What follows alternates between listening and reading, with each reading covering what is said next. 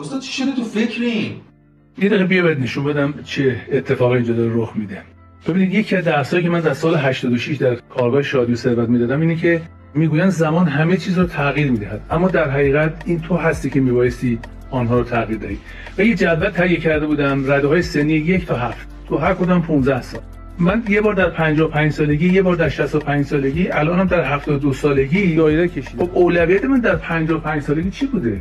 یه چیز دیگری بوده. الان که 72 سالمه، تندرستیم بالاترین اولویتمه. پس یه جدولی باید باشه که ما به بچه‌ها بگیم آقا تو کدوم رده سنی هستی، برنامه بهتون بدیم که اولویت تو چی قرار بدی. اگه تو رده مثلا 15 سالته، خب برو درستو بخون، یه کار آزمایشی پیدا کن، چند راه رو برو. ولی دیگه در مثلا 70 سالگی من نمیتونم این کارو بکنم. به همین فکر کردم اگر این پیشنهاد به بچه‌ها بدم خوب باشه. کلمه جدول رو برای من بفرستید، من بر اساس اون بتونم به شما بگم که چه اولویت‌هایی الان بزرگتر و مهمتره برای آینده‌تون.